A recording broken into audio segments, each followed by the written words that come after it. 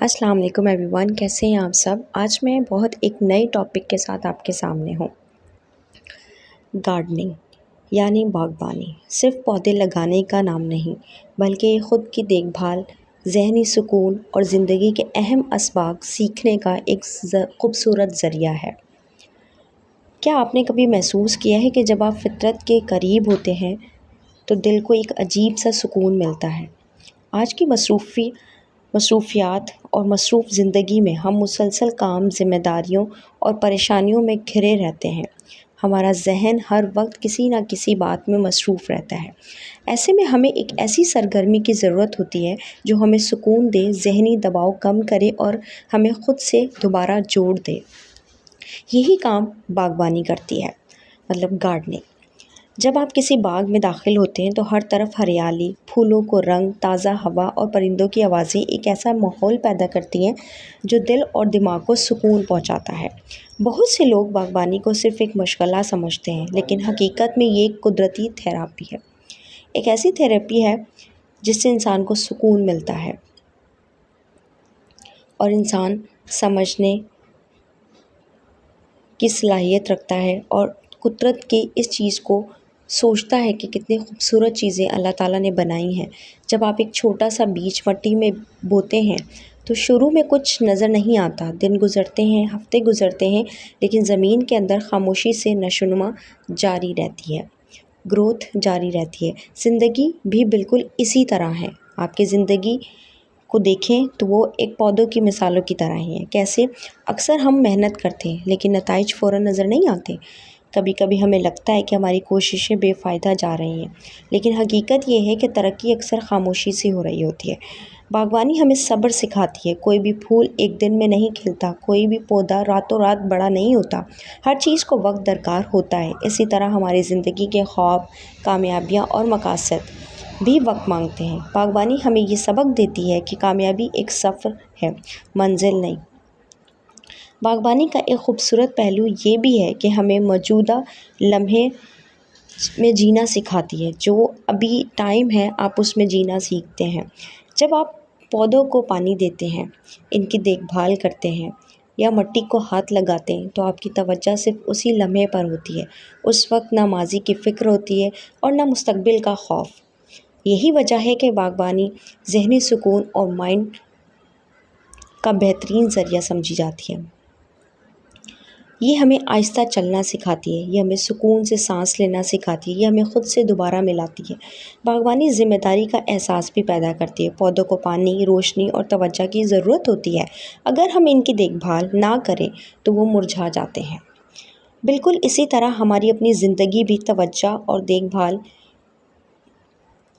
کی طرف مرکوز ہے۔ اگر ہم اپنی زندگی میں دیکھ بھال کریں گے اور اس کو توجہ کے ساتھ اپنی زندگی کو جئیں گے، ہمیں آرام کی ضرورت ہوتی ہے، ہمیں اچھی عادات کی ضرورت ہوتی ہے، ہمیں ذہنی سکون کی ضرورت ہوتی ہے۔ ان سب سے بڑھ کر ہمیں اپنے ساتھ مہربان ہونے کی ضرورت ہوتی ہے۔ باغبانی ہمیں مضبوطی اور حوصلہ بھی سکھاتی ہے۔ ہر بیج پودا نہیں بنتا، ہر پودا مکمل نہیں ہوتا۔ کبھی بارش آتی ہے، کبھی آندھی، کبھی موسم خراب ہو جاتا ہے، لیکن پھر بھی باغ دوبارہ سنبھل جاتا ہے، دوبارہ بڑھتا ہے اور دوبارہ کھل اٹھتا ہے۔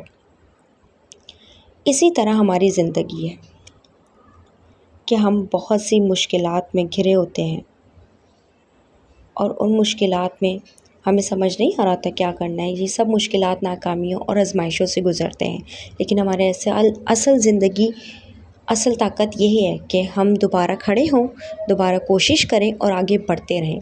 قدرت کے ساتھ وقت گزارنے سے ذہنی دباؤ کم ہوتا ہے، موڈ بہتر ہوتا ہے اور دل کو سکون ملتا ہے۔ آپ اطمینان محسوس کرتے ہیں۔ صرف چند منٹ پودوں کے ساتھ گزارنا بھی آپ کے دن کو بہتر بنا سکتا ہے۔ جب آپ اپنے ہاتھوں سے لگائے ہوئے پودے کو بڑھتے ہوئے دیکھتے ہیں تو ایک خاص خوشی محسوس ہوتی ہے۔ یہ احساس ہمیں یاد دلاتا ہے کہ چھوٹی چھوٹی کوشش بڑے نتائج پیدا کر سکتی ہے۔ ایک بیج ایک درخت بن سکتا ہے، ایک پودا پورے گھر کی خوبصورتی بڑھا سکتا ہے اور ایک اچھی عادت پوری زندگی بدل سکتی ہے۔ اگر آپ خود کو تھکا ہوا، ذہنی دباؤ کا شکار محسوس کرتے ہیں تو پریشانی ہمیشہ محسوس کرتے ہیں تو فطرت کے قریب وقت گزاریں، قدرت کی طرف، نیچر کی طرف جائیں۔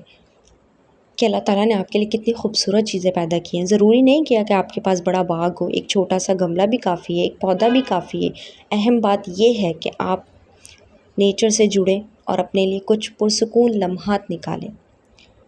آخر میں صرف اتنا یاد رکھیں، جس طرح ایک باغ وقت، صبر اور دیکھ بھال سے خوبصورت بنتا ہے، اسی طرح ہماری زندگی بھی مسلسل نشوونما کے عمل سے گزرتی ہے۔